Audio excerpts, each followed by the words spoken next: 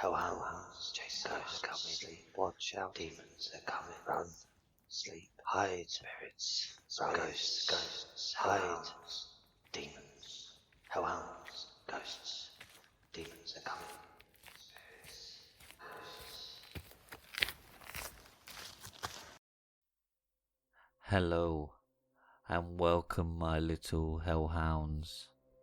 Tonight I thought we can start Killer Thursdays, where we look at true crime murders from around the world.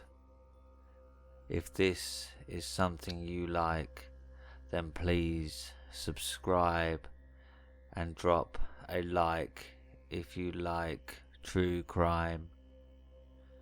Don't forget, if you have any stories you would like narrated, please submit them to Reddit r/homeofscares, or you can email them to horror19872@gmail.com.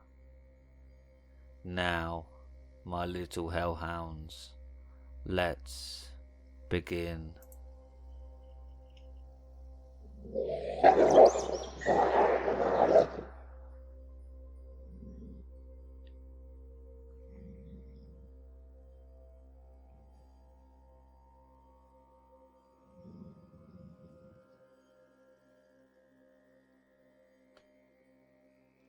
The Moors Murders.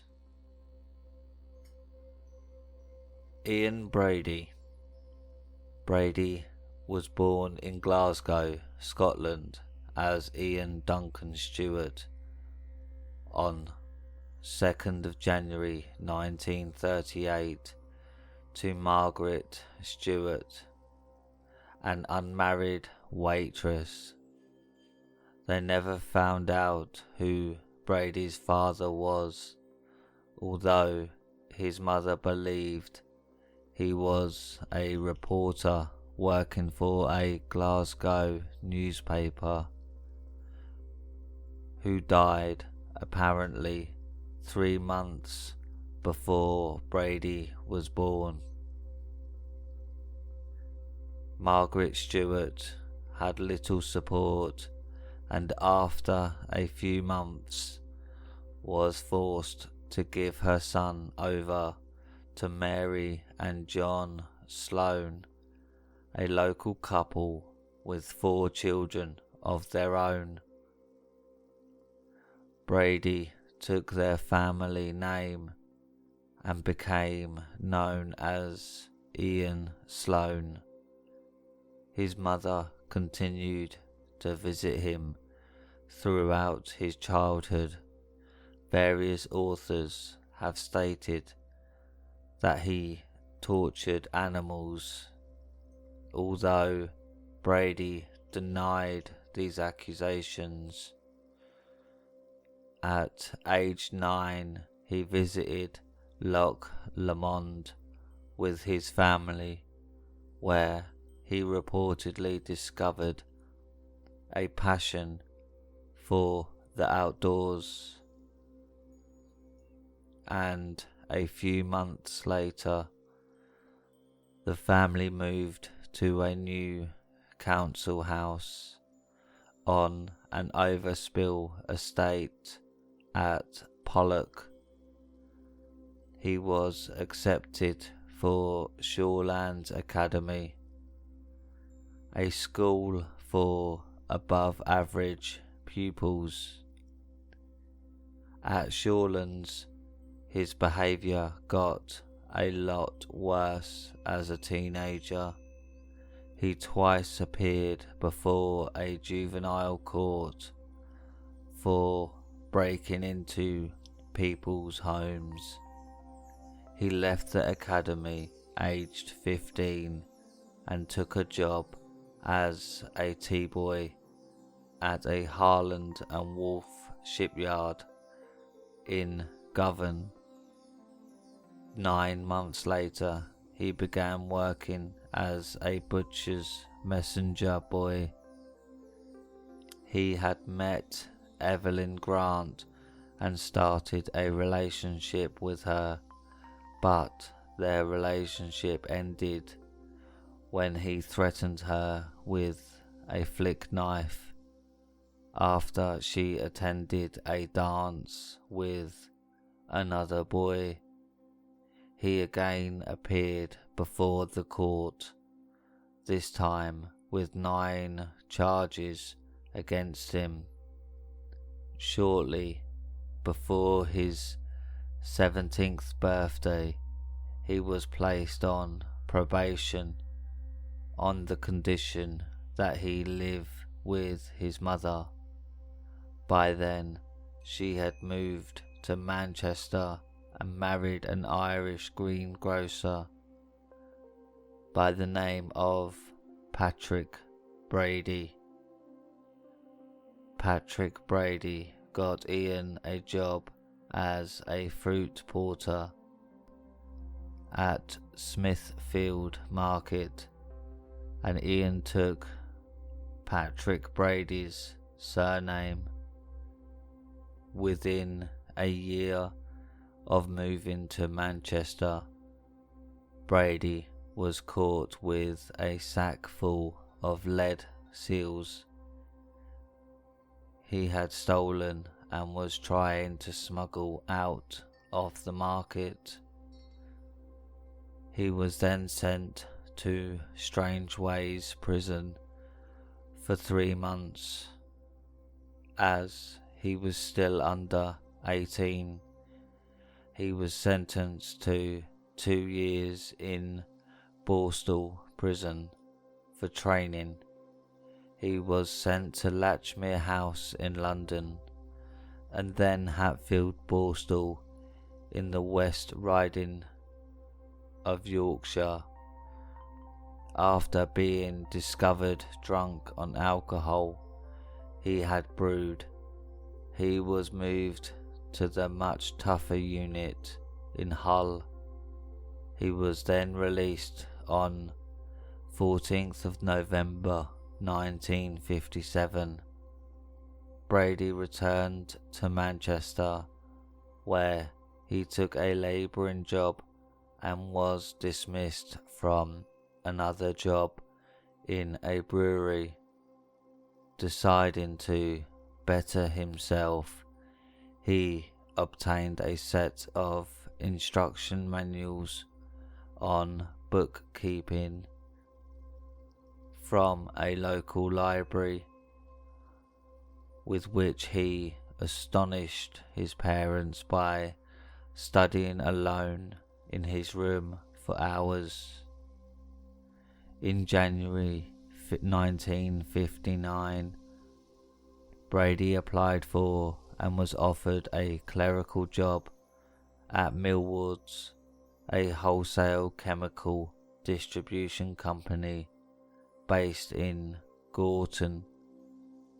He was regarded by his colleagues as a quiet, punctual man, but a very short-tempered young man. He read books including Teach Yourself German and Mein Kampf, as well as works on the Nazi atrocities.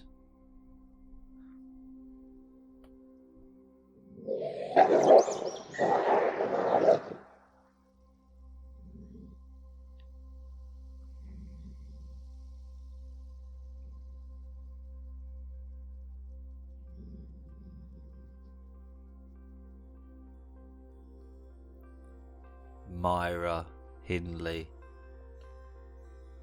Hindley was born in Crumpsall on 23rd of July 1942 and raised in Gorton, which was then the working class area of Manchester. Her parents, Nellie and Bob Hindley. Her father, Bob, was a horrible alcoholic and very often beat her when she was just a young girl. The family home was in a poor condition, and Hindley was forced to sleep in a single bed next to her parents' double. Their living situation deteriorated further when Hindley's sister Maureen was born in August 1946, and about a year later, Hindley, then 5, was sent to live with her gran nearby. Hindley's father served with the Parachute Regiment and was stationed in North Africa, Cyprus and Italy during World War II. He became known in the army as a hard man, and he wanted his daughter to be equally tough. He taught her to fight and insisted that she knew how to stand up for herself. When Hindley was 8, a local boy scratched her cheeks, drawing blood. She burst into tears and ran to her father, who threatened to hit her with his belt if she did not retaliate.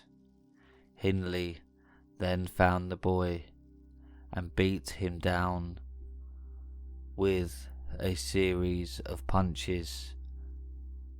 As she wrote later, at 8 years old, I'd scored my first victory.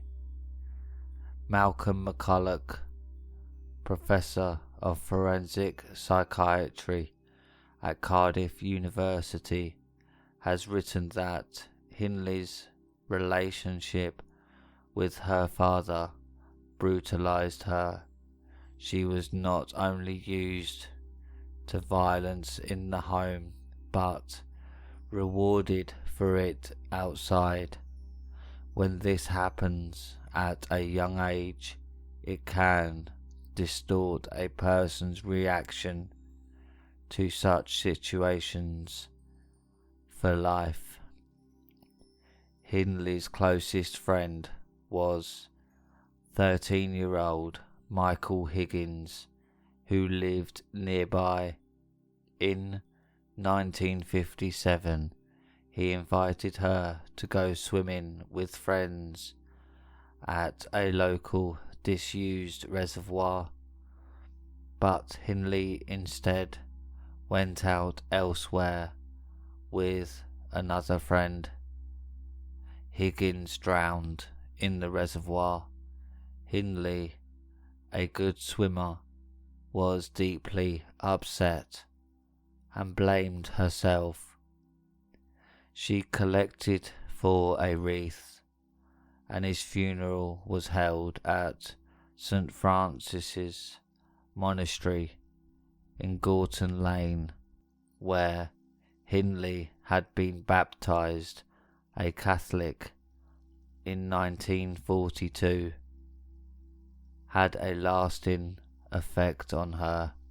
Hindley's mother agreed, due to her father's insistence, that Hindley be baptized a Catholic, but only on the condition that she'd not be sent to a Catholic school. Her mother believed that all the monks taught was catechism.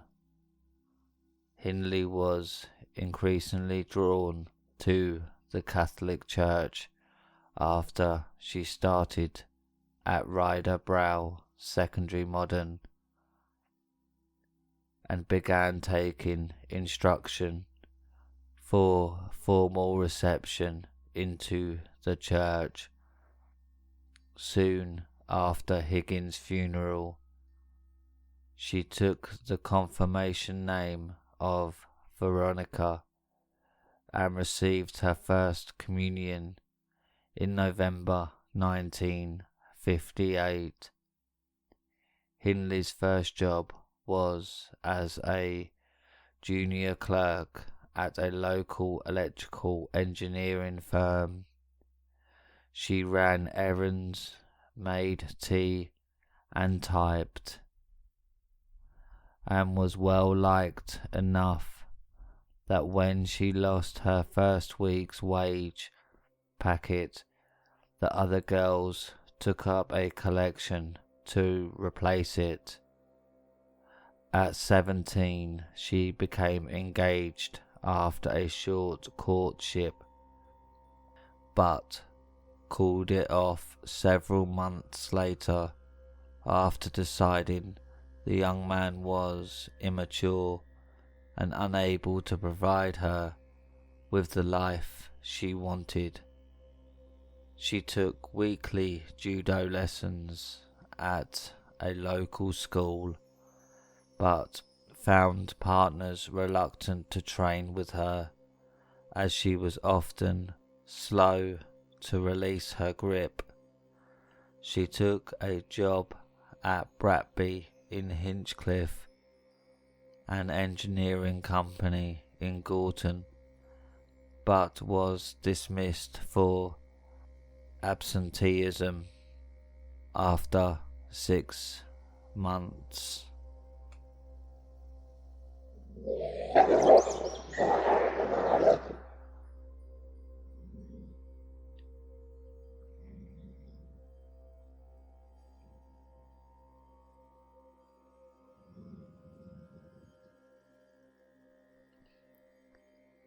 As a couple, in January 1961, the 18-year-old Hindley joined Millward's as a typist.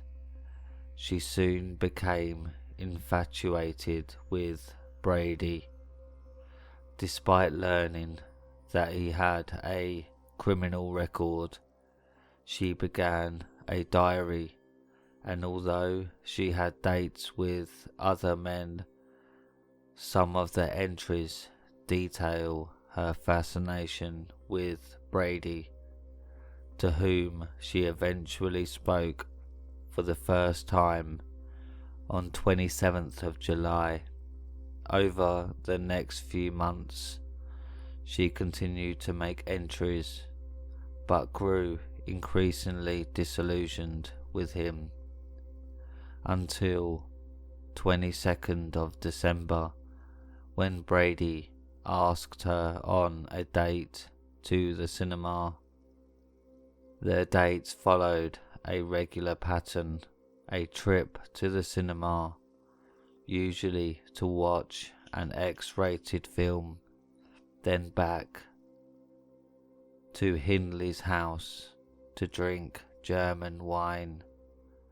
Brady then gave her reading material, and the pair spent their work lunch hours reading aloud to one another from accounts of Nazi atrocities. Hindley began to emulate an ideal of Aryan perfection, bleaching her hair and applying thick crimson lipstick. She expressed concern at some aspects of Brady's character in a letter to a childhood friend. She mentioned an incident where she had been drugged by Brady, but also wrote of her obsession with him.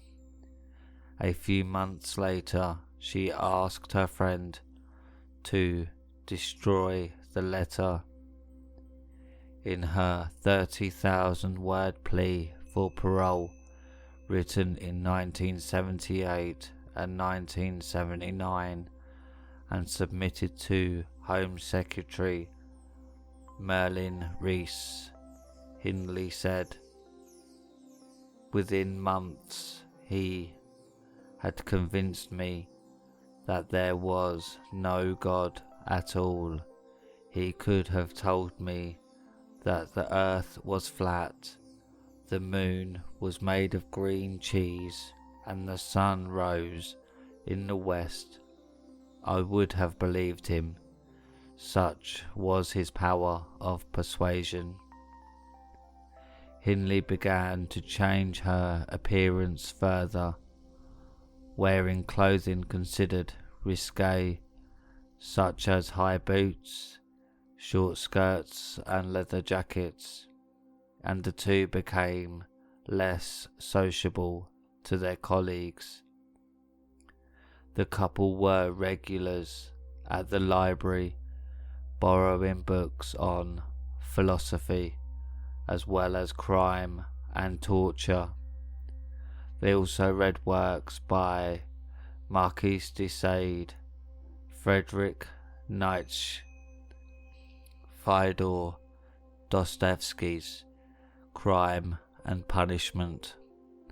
Although Hindley was not a qualified driver, she passed her test on 7th of November 1963 after failing 3 times.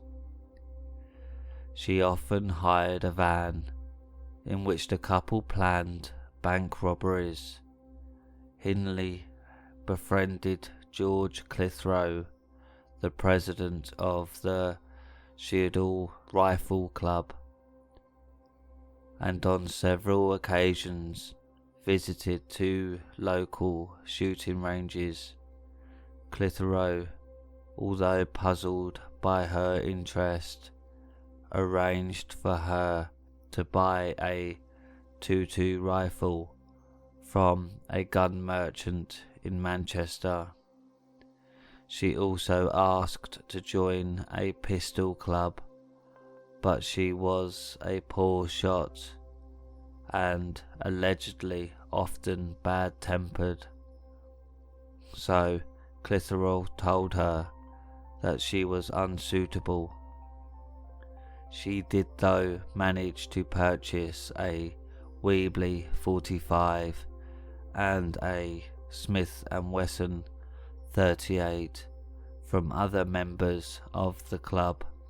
Brady and Hindley's plans for robbery came to nothing, but they became interested in photography.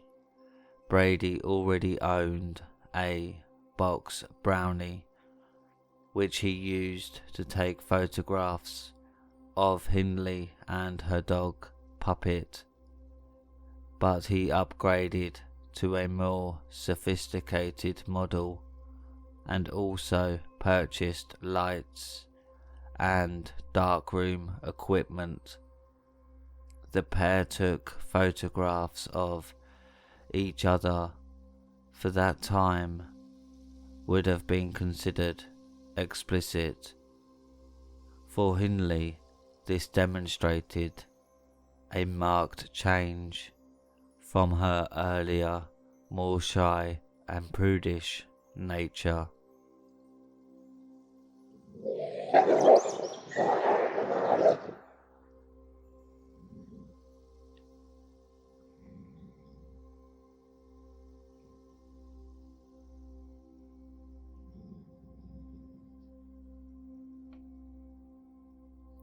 As murderers, Chris Cowley wrote, what they were doing was out of the scope of most people's understanding, beyond the comprehension of the workaday neighbours who were more interested in how they were going to pay the gas bill or what might happen in the next episode of their soap operas.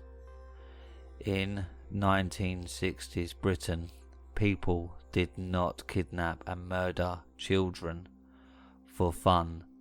It was simply beyond the realms of most people's comprehension, and this is why they managed to get away with it for so long. Hindley claimed that Brady began to talk about committing the perfect murder in July 1963, and often spoke to her about Mayer Levin's Compulsion, published as a novel in 1956 and adapted for the cinema in 1959. The story tells a fictionalized account of the Leopold and Loeb case, two young men from well-to-do families who attempt to commit the perfect murder of a 12-year-old boy and escape the death penalty because of their age. By June 1963, Brady had moved in with Hindley at her grandmother's house in Bannock Street, and on 12th of July 1963, the two murdered their first victim, Reed, who had attended school with Hindley's younger sister Maureen, and had also been in a short relationship with David Smith, a local boy with 3 criminal convictions for minor crimes. Police found no one who had seen Reed before her disappearance, and although the 15-year-old Smith was questioned by police, he was cleared of any involvement in her death. The next victim, Kilbride, was killed on November 23rd, 1963.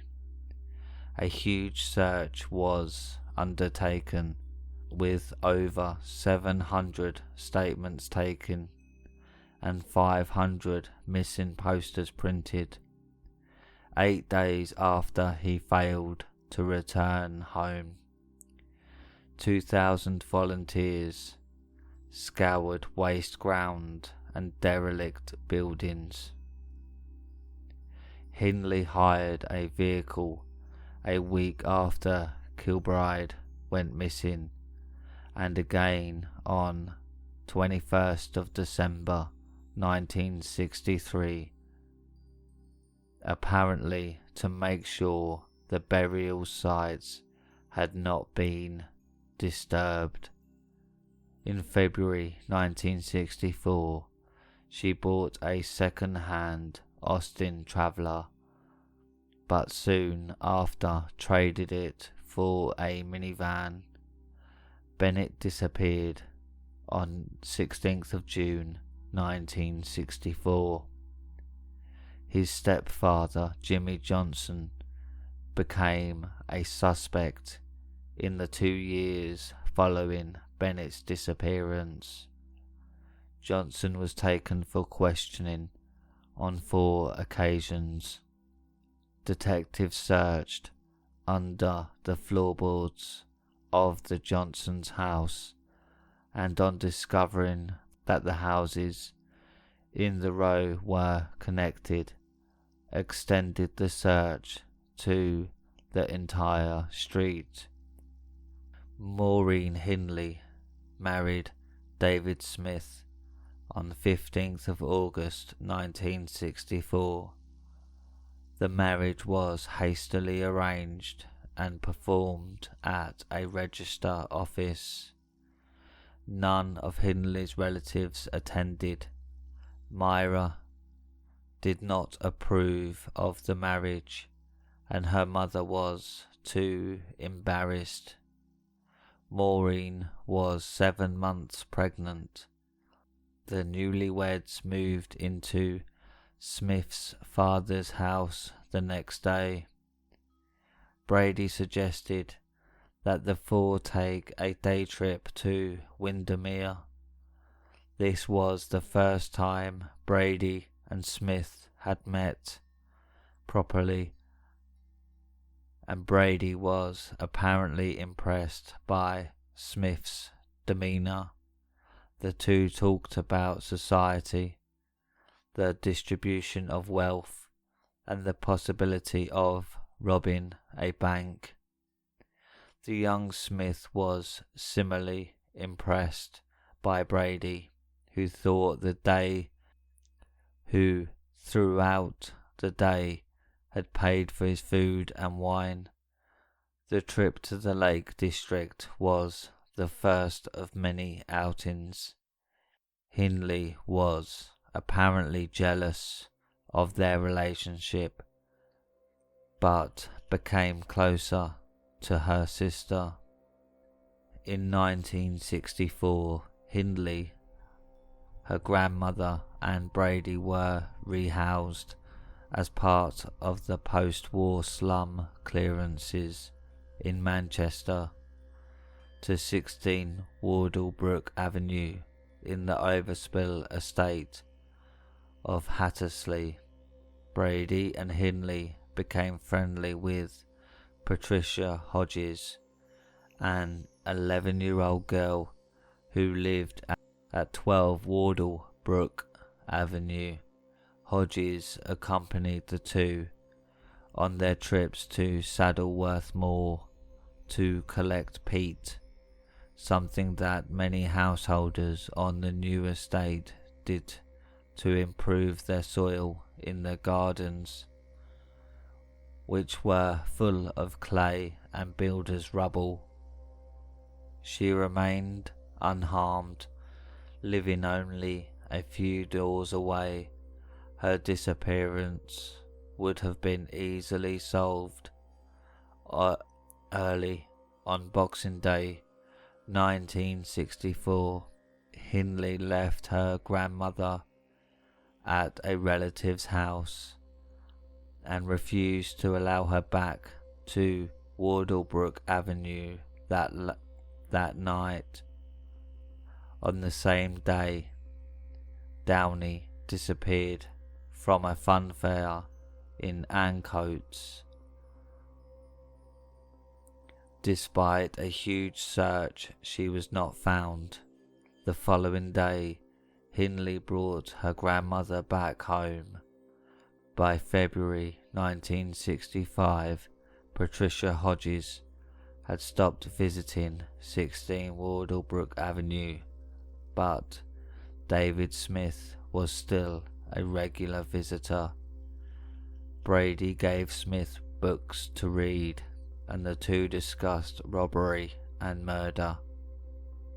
On Hindley's 23rd birthday, her sister and brother-in-law, who had until then been living with relatives, were rehoused in Underwood Court, a block of flats not far from Wardlebrook Avenue. The two couples began to see each other more regularly, but usually only on Brady's terms.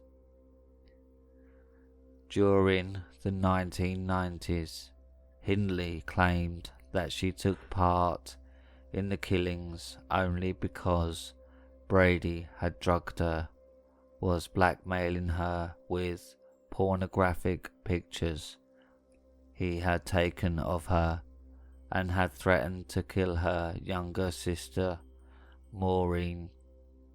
In 2008, Hindley's solicitor, Andrew McCooey, reported that she told him, "I ought to have been hanged. I deserve it. My crime was worse than Brady's because I enticed the children, and they would never have entered the car without my role. I have always regarded myself as worse than Brady."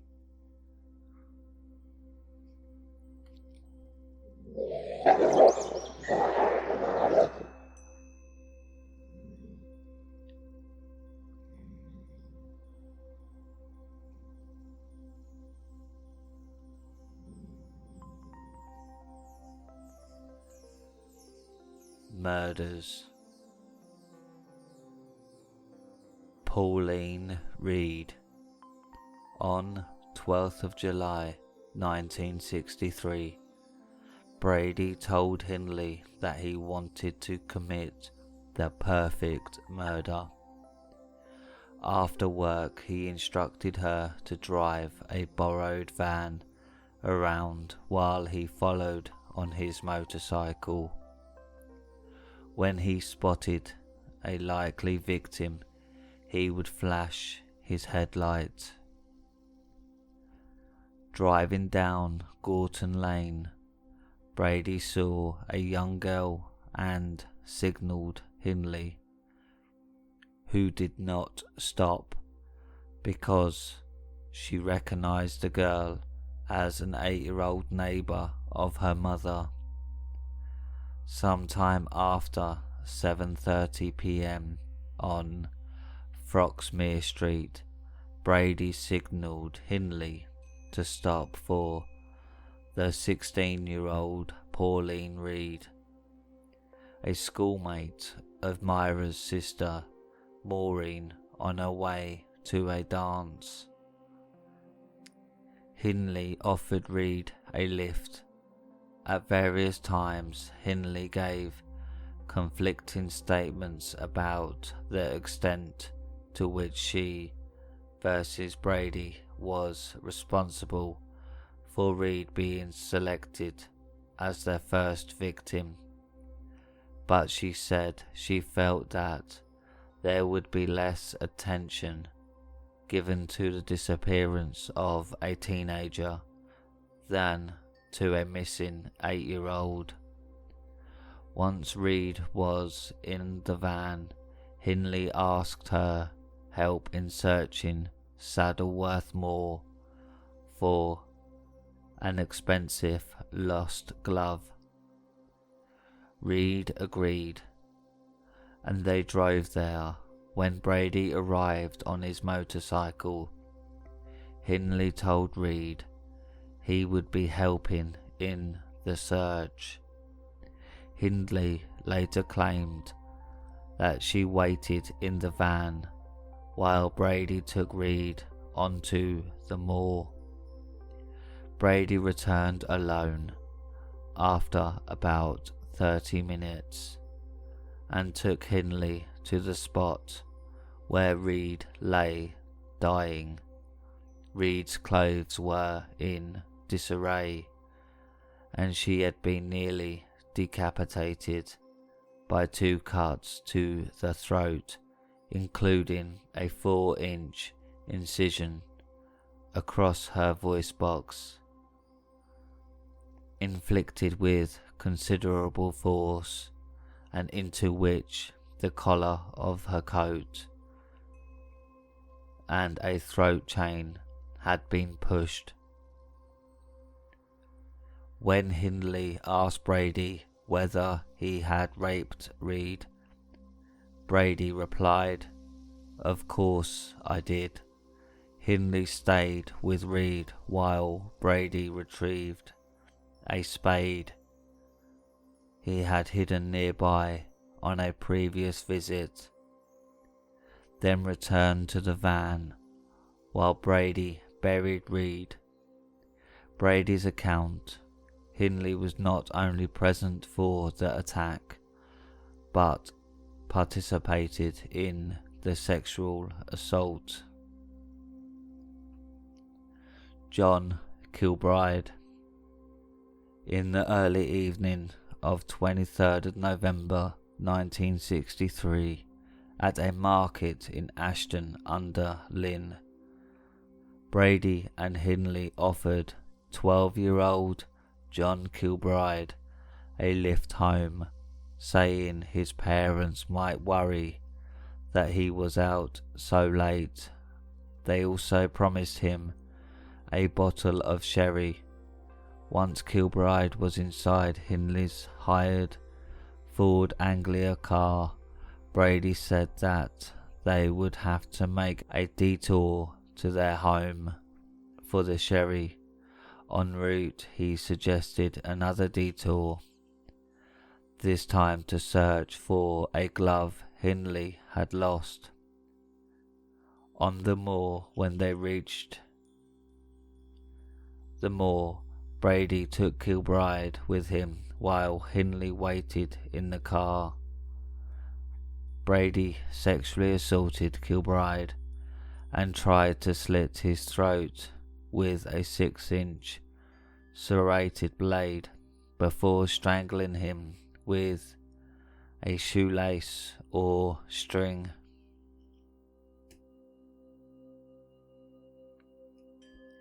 Keith Bennett.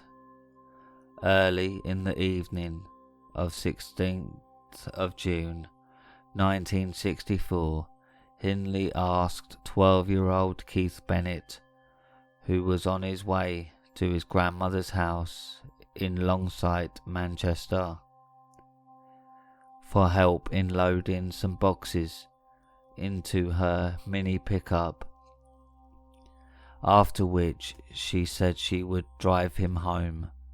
Brady was in the back of the van. She drove to a lay-by on Saddleworth Moor, and Brady went off with Bennett, supposedly looking for a lost glove.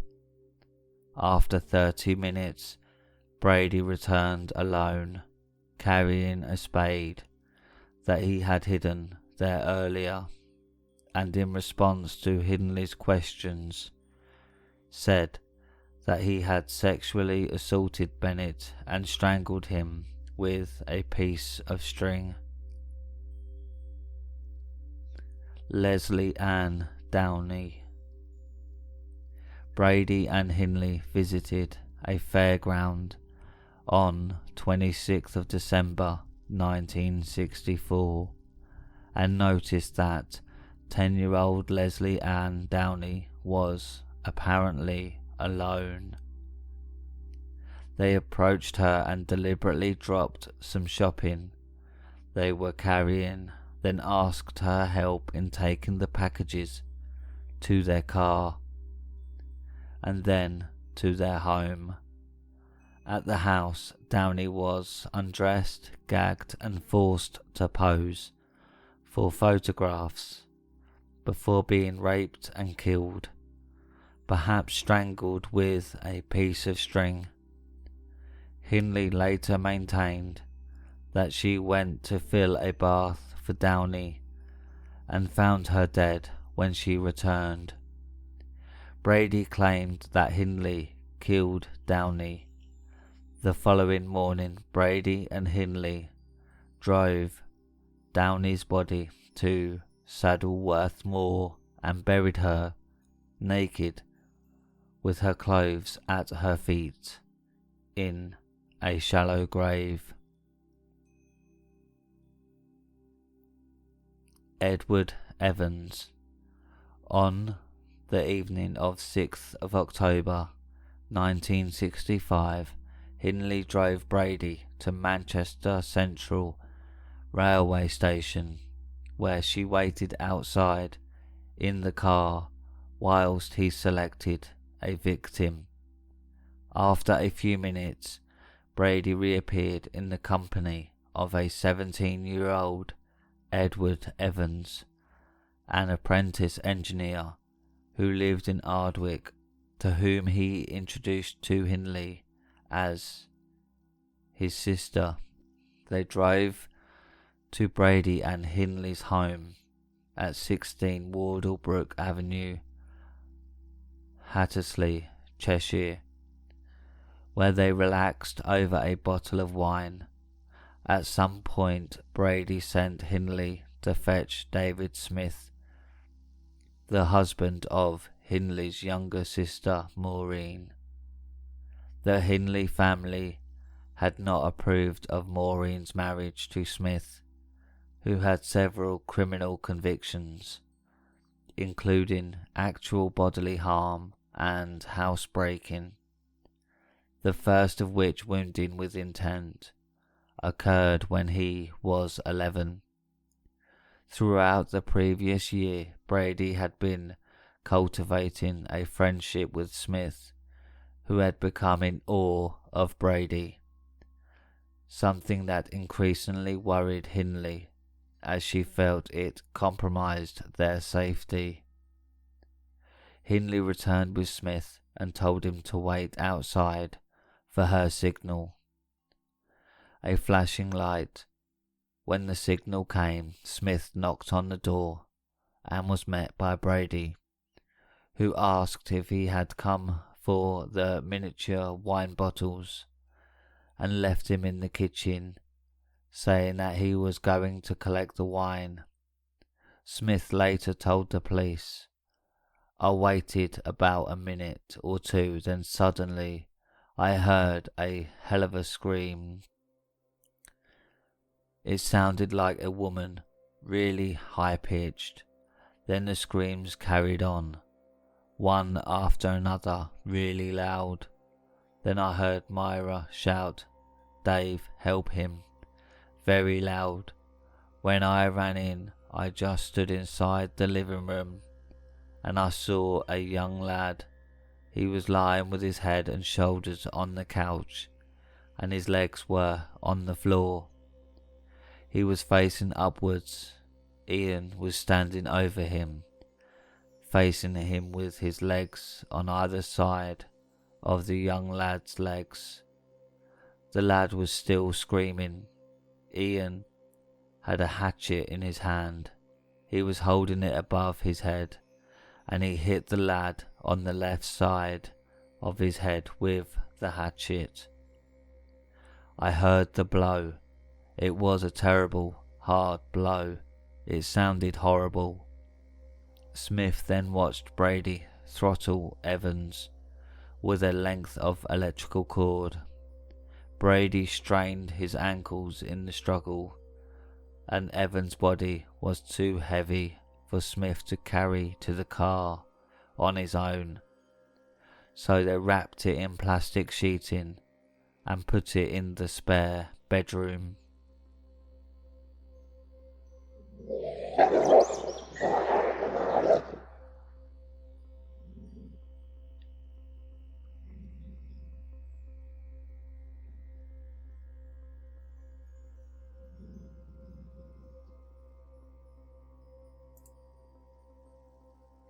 Investigation.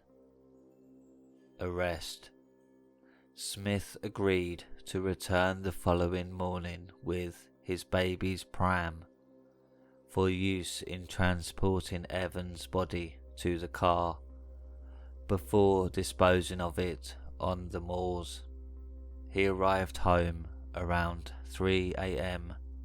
and asked his wife to make a cup of tea, which he drank before vomiting and telling her what he had witnessed.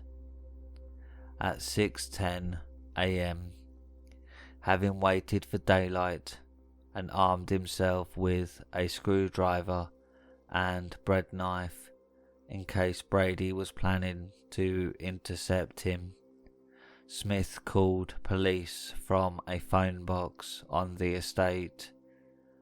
He was picked up by a police car from the phone box and taken to Hyde police station, where he told officers what he had witnessed in the night. Superintendent Bob Talbot of the Stalybridge Police Division went to 16 Wardlebrook Avenue, accompanied by a detective sergeant wearing a bread delivery man's overall on top of his uniform. He asked Myra Hindley at the back door if her husband was home. When she denied that she had a husband or that a man was in the house, Talbot identified himself. Hindley led him into the living room, where Brady was lying on a divan, writing to his employer about his ankle injury. Talbot explained that he was investigating an act of violence involving guns that was reported to have taken place the previous evening. Hindley denied there had been any violence and allowed police to look around the house.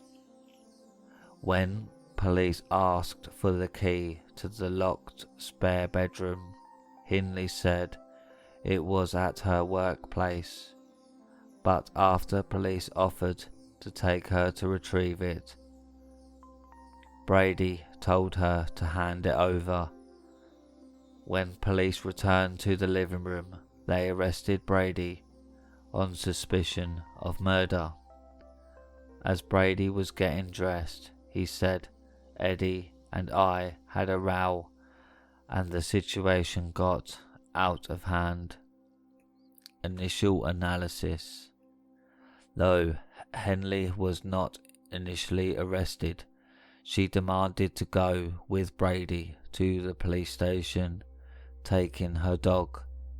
She refused to make any statement about Evan's death, beyond claiming it had been an accident, and was allowed to go home on the condition that she return the next day. Over the next 4 days, Hindley visited her employer and asked to be dismissed so that she would be eligible for unemployment benefits.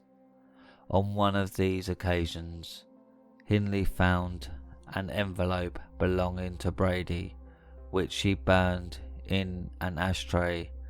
She claimed she did not open it, but believed it contained plans for bank robberies. On 11th of October, she too was arrested and taken into custody, being charged as an accessory to the murder of Edward Evans, and was remanded at Risley. Police searching the house at Wardlebrook Avenue found an old exercise bike with the name John Kilbride, which made them suspect that Brady and Hindley had been involved in the disappearances of the other youngsters. Brady told police that he and Evans had fought, but insisted that he and Smith had murdered Evans and that Hindley had only done what she had been told. Smith said that Brady had asked him to return anything incriminating, such as dodgy books, which Brady then packed into a suitcase. He had no idea what else the suitcase contained, or where they might be, though he mentioned that Brady had a thing about railway stations. A search of left luggage offices turned up the suitcase at Manchester Central Railway Station on the 15th of October. The claim ticket was later found in Hindley's prayer book.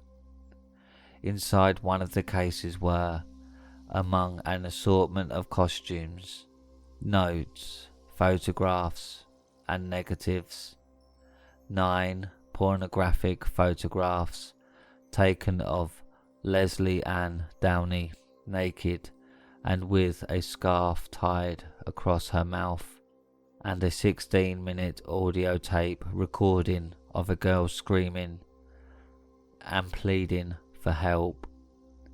Downey's mother later confirmed that the recording too was of her daughter. Officers making inquiries at neighbouring houses spoke to 12-year-old Pat Hodges, who had on several occasions been taken to Saddleworth Moor by Brady and Hindley, and was able to point out their favourite sites along the A635 road. Police immediately began to search the area, and on the 16th of October found an arm bone protruding from the peat, which was presumed at first to be Kilbride's, but which the next day was identified as that of Leslie Ann Downey, whose body was still visually identifiable. Her mother was able to identify the clothing, which had also been buried in the grave. Also among the photographs in the suitcase were a number of scenes of the moors. Smith had told police that Brady had boasted of photographic proof of multiple murders, and officers struck with Brady's decision to remove the apparently innocent landscapes from the house, appealed to locals for assistance in finding locations to match the photographs. On 21st of October, they found the badly decomposed body of Kilbride, which had to be identified by clothing. The same day, already being held for the murder of Evans, Brady and Hindley appeared at Hyde Magistrates Court, charged with Downey's murder. Each was brought before the court separately and remanded in custody for a week. They made a 2-minute appearance on the 28th of October and were again remanded in custody. The investigating officers suspected Brady and Hindley of murdering other missing children and teenagers who had disappeared from areas in and around Manchester over the previous few years, and the search for bodies continued after the discovery of Kilbride's body. But with winter setting in, it was called off in November. Presented with the evidence of the tape recording, Brady admitted to taking the photographs of Downey, but insisted that she had been brought to Wardlebrook Avenue by 2 men who had subsequently taken her away again, alive. By 2nd of December 1965, Brady had been charged with the murders of Kilbride, Downey and Evans. Hindley had been charged with the murders of Downey and Evans, and being an accessory to murder of Kilbride. At the committal hearing on the 6th of December, Brady was charged with the murders of Evans, Kilbride and Downey, and Hindley with the murders of Evan and Downey, as well as with harbouring Brady in the knowledge that he had killed Kilbride. The prosecution's opening statement was held in camera rather than in open court, and the defence asked for a similar stipulation but was refused. The proceedings continued before 3 magistrates in Hyde over an 11-day period during December, at the end of which the pair were committed for trial at Chester Assizes. Many of the photographs taken by Brady and Hindley on the moor featured Hindley's dog Puppet, sometimes as a puppy. To help date the photos, detectives had a veterinary surgeon examine the dog to determine his age. The examination required a general anaesthetic from which Puppet did not recover. Hindley was furious and accused the police of murdering the dog. One of the few occasions detectives witnessed an emotional response from her. Hindley wrote to her mother, "I feel as though my heart's been torn to pieces. I don't think anything can hurt me more than this has. The only consolation is that some moron might have got hold of Puppet and hurt him."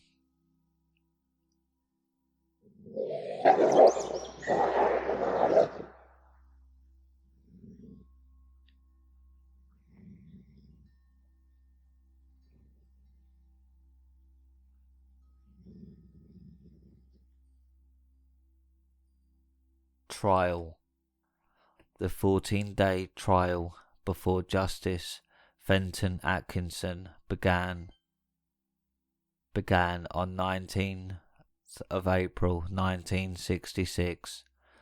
The courtroom was fitted with security screens to protect Brady and Hindley, who were charged with murdering Evans, Downey and Kilbride.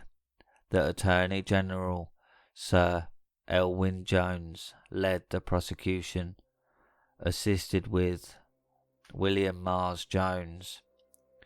Brady was defended by the Liberal Member of Parliament, Emlyn Hewson QC, and Hindley was defended by Godfrey Halpern QC, Recorder of Salford, 1964. Both were experienced Queen's Counsel. David Smith was the chief prosecution witness.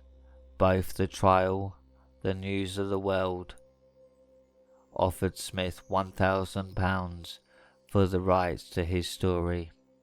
The American People magazine, a competing offer of £6,000, equivalent to about £20,000 and £110,000 respectively in 2019.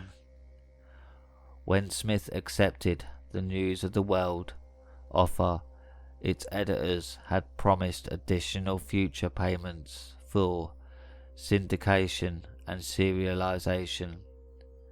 He agreed to be paid £15 weekly until the trial, and £1,000 in a lump sum if Brady and Hindley were convicted. During the trial, the judge and defence barristers repeatedly questioned Smith and his wife about the nature of the arrangement. At first, Smith refused to name the newspaper, risking contempt of court. When he eventually identified the News of the World, Jones, as Attorney General, immediately promised an investigation. However, comparing Smith's testimony with his initial statements to the police, Atkinson, though describing the paper's action as gross interference with the course of justice, concluded it was not substantially affected by the financial incentive. Jones decided not to charge the News of the World on similar grounds. Both entered pleas for not guilty. Brady testified for over 8 hours and Hindley for 6. Brady admitted to striking Evans with the axe, but claimed that someone else had killed Evans, pointing to the pathologist's statement that Evans' death had been accelerated by strangulation. Brady's calm, undisguised arrogance did not endear him to the jury, and neither did his pedantry, wrote Duncan Staff. Hindley denied any knowledge that the photographs of Saddleworth Moor found by police had been taken near the graves of their victims. The 16-minute tape recording of Downey, on which the voices of Brady and Hindley were audible, was played in open court. Hindley admitted that her attitude towards Downey was brusque and cruel, but claimed that was only because she was afraid that someone might hear Downey screaming. Hindley claimed that when Downey was being undressed, she herself was downstairs. When the pornographic photographs were taken, she was looking out of the window, and that when Downey was being strangled, she was running a bath. On May 6th, after having deliberated for over 2 hours, the jury found Brady guilty of all 3 murders and Hindley guilty of the murders of Downey and Evans, as the death penalty for murder had been abolished while Brady and Hindley were held on remand. The judge passed the only sentence that the law allowed: life imprisonment. Brady was sentenced to 3 concurrent life sentences, and Hindley was given 2, plus a concurrent 7-year term for harbouring Brady in the knowledge that he had murdered Kilbride. Brady was taken to Durham Prison, and Hindley was sent to Holloway Prison. In his closing remarks, Atkinson described the murders as truly horrible and accused as 2 sadistic killers of the utmost depravity. He recommended they spend a very long time in prison before being considered for parole, but did not stipulate a tariff. He called Brady wicked beyond belief, and said he saw no reasonable possibility of reform for him, though he did not think the same necessarily true of Hindley once removed from Brady's influence. Throughout the trial, Brady and Hindley stuck rigidly to their strategy of lying, and Hindley was later described as a quiet, controlled, impassive witness who lied remorselessly.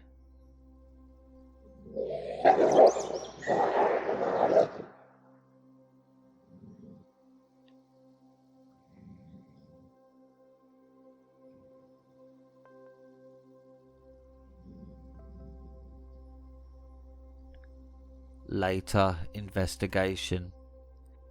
In 1985, Brady allegedly told Fred Harrison, a journalist working for the Sunday People, that he had killed Reed and Bennett, something the police already suspected, as both lived near Brady and Hindley and had disappeared at about the same time as Kilbride and Downey.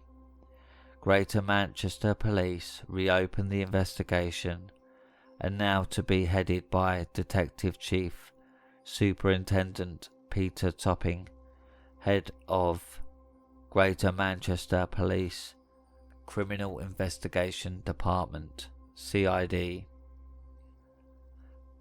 Since Brady and Hindley's arrest, newspapers had been keen to connect them to other missing children and teenagers from the area. One such victim was Stephen Jennings, a 3-year-old West Yorkshire boy who was last seen alive in December 1962. His body was found buried in a field in 1988, but the following year his father, William Jennings, was found guilty of his murder. Jennifer Tyfe, a 14-year-old girl who disappeared from an Oldham children's home in December 1964, was mentioned in the press some 40 years later, but was confirmed by police to be alive. This followed claims in 2004 that Hindley had told another inmate that she and Brady had murdered a 6th victim, a teenage girl, on the 3rd of July 1985. DCS Topping visited Brady, then being held at Gartree Prison, Leicestershire, but found him scornful of any suggestion that he had confessed to more murders. Police nevertheless decided to resume their search of Saddleworth Moor, once more using the photographs taken by Brady and Hindley to help them identify possible burial sites. In November 1986, Bennett's mother wrote to Hindley begging to know what had happened to her son. A letter that Hindley seemed to be genuinely moved by. It ended, "I am a simple woman. I work in the kitchens of Christie's Hospital. It has taken me 5 weeks' labour to write this letter because it is so important to me that it is understood by you for what it is. A plea for help. Please, Miss Hindley, help me." Police visited Hindley, then being held in Cookham Wood in Kent. A few days after she received the letter, and although she refused to admit any involvement in the killings, she agreed to help by looking at photographs and maps to try and identify spots she had visited with Brady. She showed particular interest in photos of the area around Holland Brown Knoll and Shiny Brook, but said that it was impossible to be sure of the locations without visiting the moor. Home Secretary Douglas Hurd agreed with Toppin that a visit would be worth risking despite security problems presented by threats against Hindley. Writing in 1989, Toppin said that he felt quite cynical about Hindley's motivation in helping the police. Although Winnie Johnson's letter may have played a part he believed that Hindley, knowing of Brady's precarious mental state, was concerned he might cooperate with the police and reap any available public approval benefit. On 16th of December 1986, Hindley made the first of 2 visits to assist police search of the moor. Police closed all roads into the moor, which was patrolled by 200 officers, some armed. Hindley and her solicitor left Cookham Wood at 4:30 a.m, flew to the moor by helicopter from an airfield near Maidstone, and then were driven and walked around the area until 3 p.m. She had difficulty connecting what she saw to her memories and was apparently nervous of the helicopters flying overhead. The press described the visit as a fiasco, a publicity stunt, and a mindless waste of money. But Toppin defended it, saying, "We needed a thorough, systematic search of the moor. It would never have been possible to carry out such a search in private." On 19th of December, David Smith, then 38, spent about 4 hours on the moor helping police identify additional areas to be searched. Toppin continued to visit Hindley in prison, along with her solicitor Michael Fisher and her spiritual counsellor Peter Timms, who had been a prison governor before becoming a Methodist minister. On 10th of February 1987, she formally confessed to the involvement in all 5 murders, but this was not made public for more than a month. The tape recording of her statement was over 17 hours long. Toppin described it as a very well worked out performance in which I believe she told me just as much as she wanted me to know and no more. He added that he was struck by the fact that, in Hindley's telling, she was never there when the killings took place. She was in the car over the brow of the hill, in the bathroom, and even in the case of the Evans murder, in the kitchen. He felt he had witnessed a great performance rather than a genuine confession. Police visited Brady in prison again and told him of Hindley's confession, which at first he refused to believe. Once presented with some of the details that Hindley had provided of Reed's abduction, Brady decided that he too was prepared to confess, but on one condition: immediately afterwards he be given the means to commit suicide, a request with which it was impossible for the authorities to comply. At about the same time, Winnie Johnson sent Hindley another letter, again pleading with her to assist the police in finding the body of her son Keith. In the letter, Johnson was sympathetic to Hindley over the criticism surrounding her first visit. Hindley, who had not replied to the first letter, responded by thanking Johnson for both letters, explaining that her decision not to reply to the first resulted from the negative publicity that surrounded it. She claimed that Johnson written to her 14 years earlier, she would have confessed and helped the police. She also paid tribute to Topping and thanked Johnson for her sincerity. Hindley made her second visit to the moor in 1987.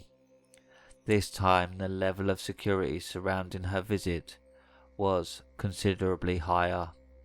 She stayed overnight in Manchester at the flat of the police chief in charge of GMP training at Sedgley Park, Prestwich, and visited the moor twice. She confirmed to police that the two areas in which they were concentrating their search, Holland Knoll and Hoe Grain, were correct, although she was unable to locate either of the graves. She did though later remember that as Pauline Reed was being buried, she had been sitting next to her on a patch of grass and could see the rocks of Holland Knoll silhouetted against the night sky. In April 1987, news of Hindley's confession became public. Amid strong media interest, Lord Longford pleaded for her release, writing that continuing her detention to satisfy the mob emotion was not right. Fisher persuaded Hindley to release a public statement which touched on her reasons for denying her guilt and previously her religious experiences in prison, and the letter from Johnson. She said that she saw no possibility of release and also exonerated David Smith from any part in the murders other than that of Evans. Over the next few months, interest in the search waned, but Hindley's clue had focused efforts on a specific area. On the 1st of July, after more than 100 days of searching, they found Reed's body 3 feet below the surface, 100 yards from where Downey's had been found.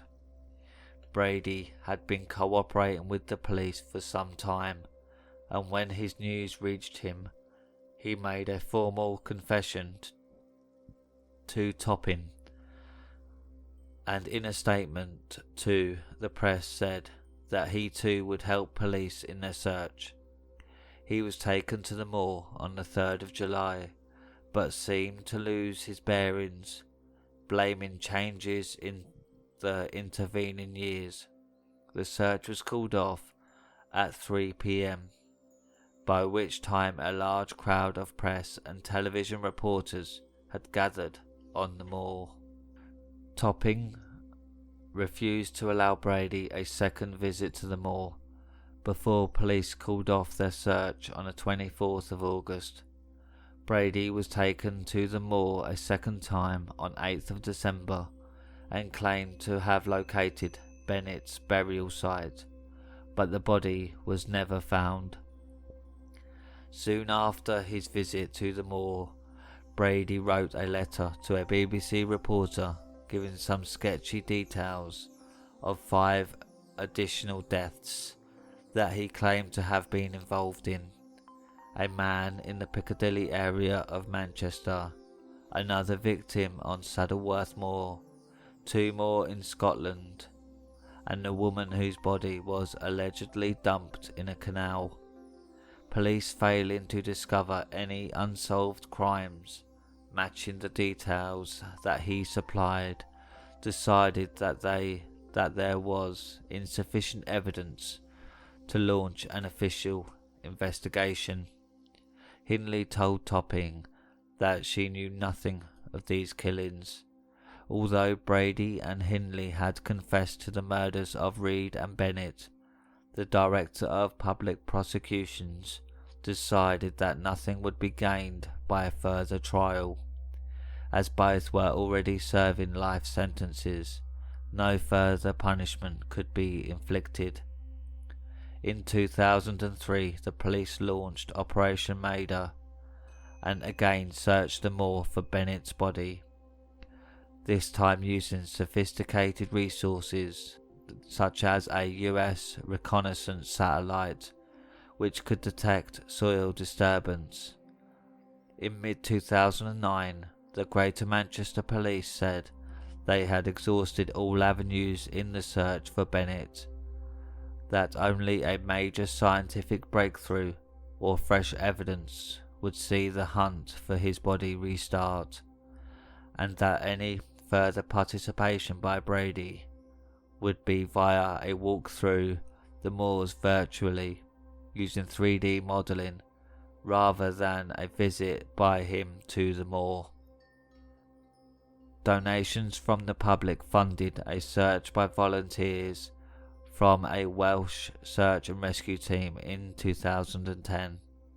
In 2012, it was claimed that Brady may have given details of the location of Bennett's body to a visitor. A woman was subsequently arrested on suspicion of preventing the burial of a body without lawful excuse. But a few months later, the Crown's Prosecution Service announced that there was insufficient evidence to press charges. In 2017, the police asked a court to order that 2 locked briefcases owned by Brady be opened, arguing that they might contain clues to the location of Bennett's body. The application was declined on the grounds that no prosecution was likely to result.